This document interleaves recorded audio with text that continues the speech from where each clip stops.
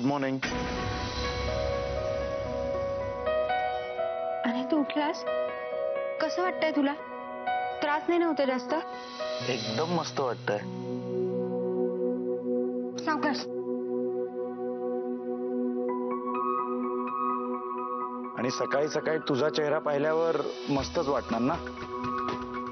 अनय, मी तुझ्या तब्येतीबद्दल विचारते. अगं हो, मी पण माझ्या तब्येतीबद्दलच बोलतोय. तेव्हा तू जवळ असलीस ना की या त्रासाचं काहीच वाटत नाही. अनय, मी सिरियसली काहीतरी विचारतेय तुला. तुला गंमत कसली सुचते? हे बघ, या सगळ्या प्रकाराबाबत मी खूप सिरियस आहे. आणि मला सांग, तुला गरज काय होती इतक्या वेळ तिथे थांबायची? इतका धोधो पाऊस पडत होता, लवकर नव्हतं निघता येत तुला? अगं पण मी एकटा होतो का? माझ्या बरोबर काकासाहेब, रमेश मामा सगळे होतेच ना. त्यांच्या बरोबर निघायचं होतंस. पण मी गाडी नेली होती, ती का तिथे तशीच सोडून आलो असतो? आणि तुला ड्रायव्हर नव्हता नेता येत? किती हलगर्जीपणा करशील रे. रेवा, तुला माहितीये मला ड्राईव्ह करायला आवडतं. त्या दिवशी मी असाच स्वतःच ड्राईव्ह करत गेलो, नाही नेला ड्रायव्हर. आता मला कुठे माहिती होतं की अपघात होणार. हे बघ, पुढच्या वेळी जर असं काही होणार असेल. प्लीज काहीतरी बोलू नकोस उगाच. मग काय बोलू? I love you.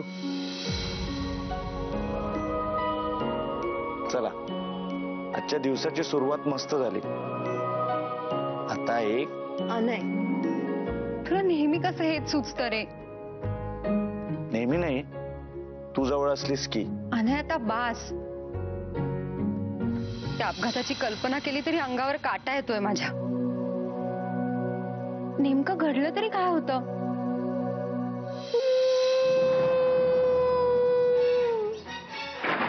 त्या दिवशी रात्र होती. ओह, दिवसा रात्र कशी असेल? बर, त्या रात्री रात्र होती. वेळ 11, 11:30 बाराची. 11 की 11:30 की 12? एकाच वेळी 3-3 वेळा कशा असतील? मंदा, प्लीज आम्हाला डिस्टर्ब करू नको, आमची लिंक तुटते. सॉरी. तुला 3 ऑप्शन्स दिले आहेत ना, एक काय ते ठरव ना. मुद्दा काय? वेळ रात्रीची होती. जोरदार पाऊस पडत होता.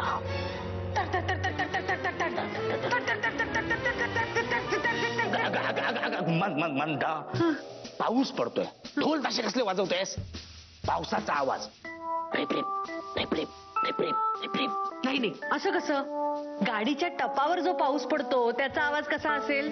तडतड तडतड तडतड. मग वा वा वा मंदाराणी, वा, तुम्ही अगदी हुशार झालात आमच्या सोबत राहून राहून. तर जोरदार पाऊस कोसळत होता. मिट्ट काळू, काळाकुट्ट काळू. काहीच दिसत नव्हतं. पुढे अनयची गाडी, मागे आमची गाडी. आमच्या गाडीत रावसाहेब झोपले होते, पण मी मात्र डोळ्यात तेल घालून अनयच्या गाडीकडे लक्ष ठेवून होतो. तेवढ्यात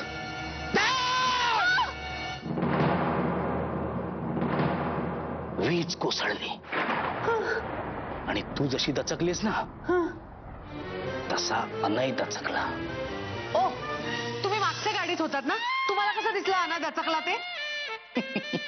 अगं, मी तुला मगाशी सांगितलं ना, मी डोळ्यात तेल घालून अनयच्या गाडीकडे एकटक पाहत होतो. माझी तैल दृष्टी झाली होती. काय? मंदाराणी, कसं असतं, एखाद्याची बुद्धी चाणाक्ष असेल तर त्याची तैल बुद्धी असते. तसंच एखाद्याचे चक्षु, डोळे डोळे जर चाणाक्ष असतील तर त्याला तैल दृष्टी असं म्हणतात. वा, सॉलिड. पुढे पुढे आणायची गाडी. त्याच्या पुढे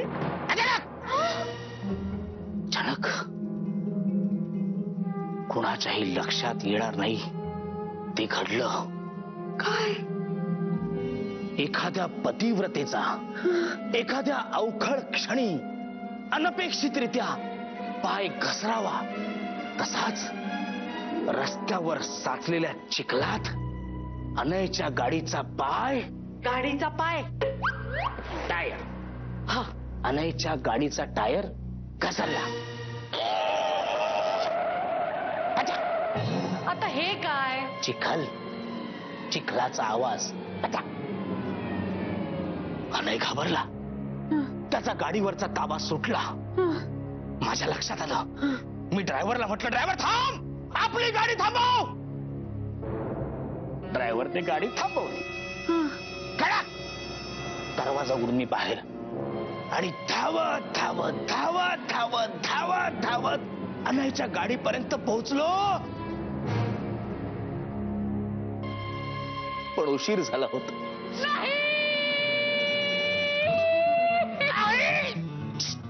आहे अजून अनय आहे. समोर पाहतो तर काय काय? अनय. आता अनयच्या गाडीत अनयच असणार. वा, एक वेगळाच शोध लावलायस.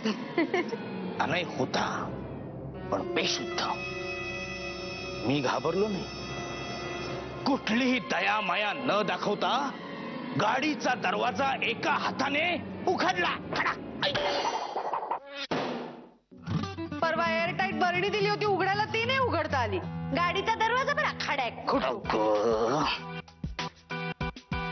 बरणीचा झाकण उघडायचं असतं सावकाश. म्हणून ते सावकाश उघडावं लागतं.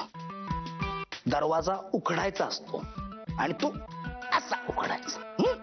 आणि मंदाराणी, बरणी एअरटाईट असते, गाडी एअरटाईट नसते. मुद्दा काय, मी दरवाजा उघडला. समोर अनय बेशुद्ध, रक्तबंबाळ. घाबरलो नाही. सरळ हात पुढे केला, अनयला खांद्यावर टाकला आणि आपल्या गाडीपर्यंत घेऊन आलो. अगं बाई, काय भारी आहात तुम्ही. कसं कसं जमतं तुम्हाला हे सगळं. कशाला म्हणून घाबरत नाही. कशाला घाबरायचं कशाला आपण. अगं मागे एकदा शिकारीला गेलो होतो. समोर वाघ. घाबरलो नाही. वाघाच्या जबड्यात हात टाकला. त्याला म्हटलं, ए वाघा. अरे असशील तू वाघ, आम्ही पण राजघराण्याचे वाघ आहोत. रक्त सांडणं आणि सांडवणं हा आमचा धर्म आहे. मामासाहेब, हे तुमचं पाकिट. हो, काल अनयराजेंचं रक्त पाहून तुम्हाला चक्कर आली होती ना, तेव्हा हे तिथे पडलेलं. काय काय बोलताय? अगं चक्कर त्याला आली होती. त्याला सावरता सावरता माझं पाकिट पडलं. अहो, मला कुठे चक्कर. अहो, तुम्ही विसरताय. तुम्हाला 2 वेळा चक्कर आली होती. एकदा गाडी उलटली तेव्हा आणि एकदा अनयचं रक्त पाहिलं तेव्हा. जाम बोलला. चल निघाल. अरे वा, मी काही बोलत नाही म्हणून वाटेल म्हणतो हा माणूस. अहो, काय बोलत होता तो? खोटं, सपशेल खोटं बोलत होता तो. नाही, मला त्यांनी फार कन्फ्युज करून टाकलंय. तुम्ही मला परत एकदा सांगा नक्की काय घडलं ते. बर. त्या दिवशी रात्र होती. पुन्हा तेच. दिवसा रात्र कशी असेल? मंदाराणी, तुम्हाला समजावून आम्हाला कंटाळा आलेला आहे. खूप भूक लागली. आमच्या न्याहारीची व्यवस्था करा प्लीज. हो हो, आत्ता आणते काहीतरी.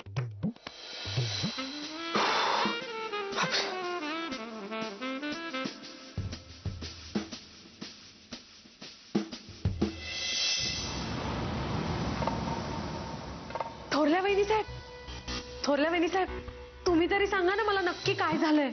कशाबद्दल? अहो, अनयचा अपघात झालाय ना. मला कोणीच काही नीट सांगत नाहीये. त्यात काय सांगायचंय? पावसात त्याची गाडी स्लिप झाली आणि झाला अपघात. बस इतकंच झालंय. पण मग आमच्या ह्यांनी दार उखडून अनयला बाहेर काढलं ते सगळं काय? हा, मोकळे आहात का तुम्ही आता बोलायला? हो हो, मी एकदम मोकळी आहे. माझ्याकडे खूप वेळ आहे. बोला. हॅलो, गाडीत एकट्याच आहात का? त्यांना सांगा नीट चालवा गाडी, नाहीतर त्यांची गाडी पण स्लिप व्हायची. अलकवंत, जरा 1 मिनिट. मंदा मामी, माझं ना एक खूप महत्वाचं काम आहे हो, पण ते कोणाला सांगावं तेच कळत नाहीये मला. मी आहे ना, मला सांगा. खरंच की तुम्ही अगदी छान पार पडाल. मग जरा किचन मध्ये जाऊन सावकाकूंवर लक्ष ठेवा ना. एवढ्या जबाबदारीचं काम दुसऱ्या कोणाला नाही ना मी सांगू शकत. जा. हो हो, काही काळजी करू नका. आलेच मी. हा अलकवंत, सारखे तुमचे यजमान असतात ना तुमच्या सोबत, त्यामुळे जराही मोकळेपणानं बोलता येत नाही आपल्याला. इकडे आल्यापासून सतत माझ्या मागावर आहे. आऊसाहेबांनी काहीतरी सांगितलं असणार, दुसरं काय. पण मी पण काही कच्ची खेळाडू नाहीये. मी बरोबर गुंडाळलंय त्यांना. त्यामुळे आता येईल बोलता आपल्याला. बरं वहिनी, मेघदत्ताचं लग्न आपण ठरवलं होतं तसंच झालं ना? हो, सगळं अगदी आपल्या मनासारखं पार पडलं. आणि मुख्य म्हणजे आऊसाहेबांनी फारशी खळखळ न करता स्वीकारलं. वा, पहिलं पाऊल तरी बरोबर पडलं. आता राजगादीच्या शर्यतीत अनयला ससा ठरायला फारसा वेळ लागणार नाही. चला, आता कसलीच धास्ती नाही. पण यांचं म्हणणं आहे की अण्णासाहेबांचं मृत्यूपत्र उघडल्यानंतर त्यात काहीतरी वेगळंच निघू शकतं.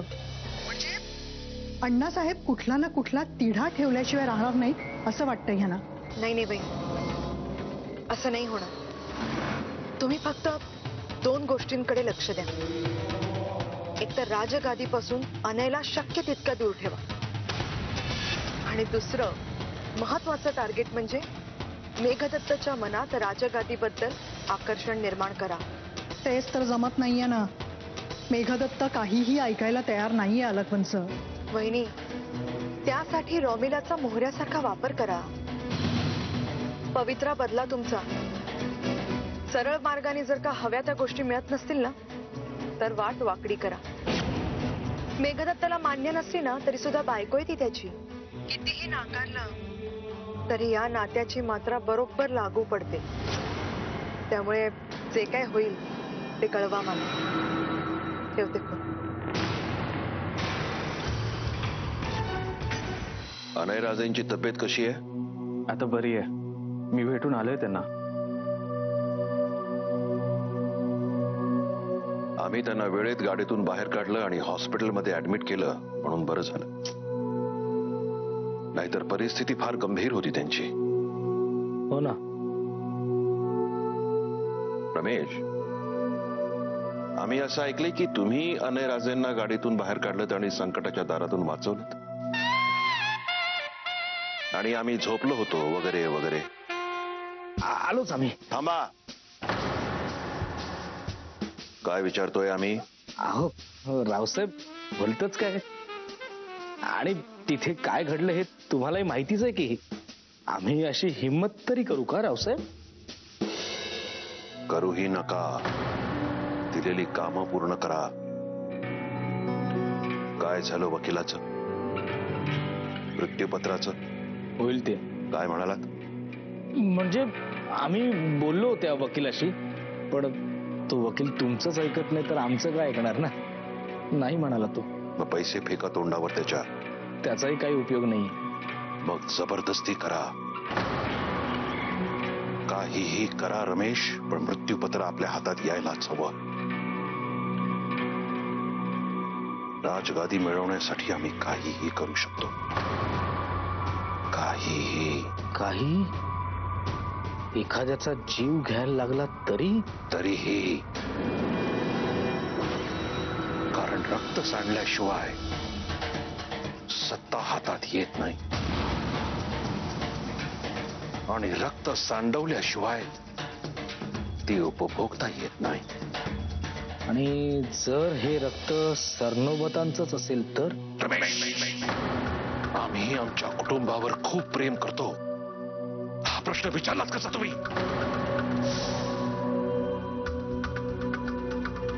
हा, आता काही गोष्टी काळाच्या अधीन असतात. आपण फक्त निमित्त मात्र असतो. कुठल्या घटनेला कसं वळण मिळेल काही सांगता येत नाही. आपण फक्त बघत राहायचं. विजय नात्यांचा होतोय की सत्तेचा?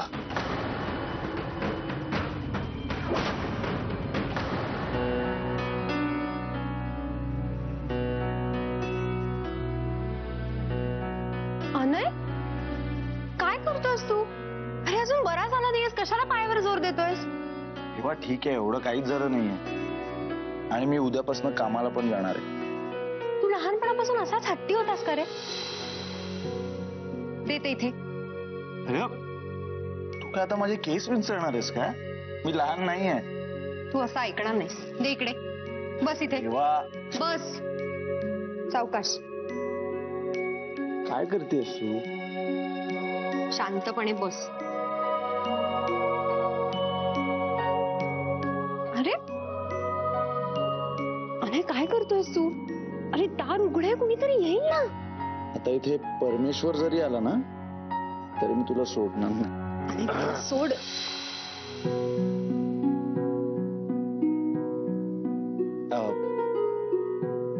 गुंडप्पा, तुम्ही आणि इकडे? माफ करा जी, अचानक यावं लागलं बघा. आऊसाहेब इकडेच यायला निघालेत. हो साहेब, माझ्या खोलीत? का? आमच्या नातवाला भेटायला आम्ही येऊ शकत नाही का? असं नाही, मला बोलवून घेतलं असतं एवढंच म्हणायचं होतं मला. अनयराजे, सत्ता जरी हातात असली तरी नातं हे जास्त महत्वाचं आहे की हो. आम्ही आपल्याला भेटायला आलो याबद्दल तुम्हाला एवढं नवल का वाटावं म्हणते मी. आम्ही जरी या गावच्या जहागीरदारी नसलो तरी तुमच्या आऊसाहेब आहोत, आजी आहोत. हे पद, हे राजगादीला मिळणारे मान सन्मान हे कधीतरी निघून जाणारच आहेत की हो. पण शिल्लक राहतात ही फक्त नाती, आणि या नात्यांना टिकवणं जास्त महत्वाचं असतं. खरं आहे तुमचं आऊसाहेब. लहानपणापासून अशा कितीतरी गोष्टी तुमच्या वागण्यातून आणि तुमच्या बोलण्यातून शिकत आलोय आम्ही. या वाड्याला नुसती शिस्तच नाही लावलीत तुम्ही, पण आमच्यावर संस्कारही केलेत तुम्ही आऊसाहेब.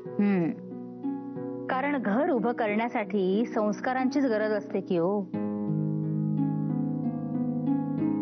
ते जाऊ दे, तुमची तब्येत कशी आहे? जखमा जास्त खोल तर नाहीत ना? नाही, पाय तसा होईल लवकर बरा, फक्त या हाताला जरा वेळ लागेल. अनयराजे, तुम्ही जितक्या लवकर बरे व्हाल तितक्या लवकर आमच्या डोक्यावरचं टेन्शन दूर होईल. आम्ही खूप विचार करतो या गोष्टीवरती की तुमच्या पत्रिकेत तर अपघात योग नव्हता, मग अचानक हे सगळं असं कसं काय झालं?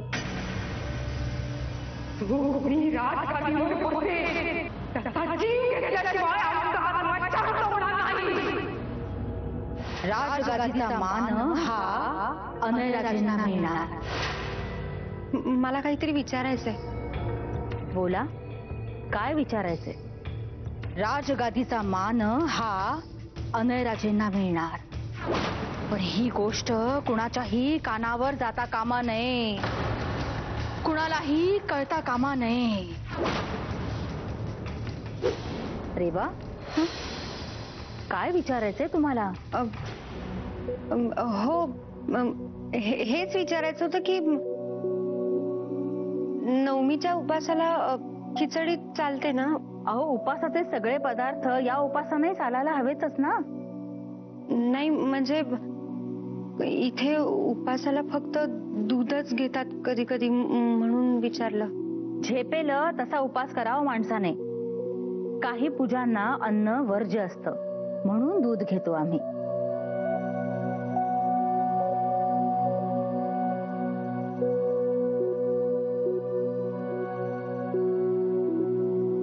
इतक्यात तरी त्या डायरी बद्दल कोणाला सांगायला नको. वाड्यातले सगळे उगाचच काळजी करतील. पण जर खरंच या अपघाताचा त्या शापाशी काही संबंध असेल तर मला आता अनयवर सावलीसारखं लक्ष ठेवायला हवं. मला अनयला या सगळ्यापासून दूर ठेवायला हवं. हो.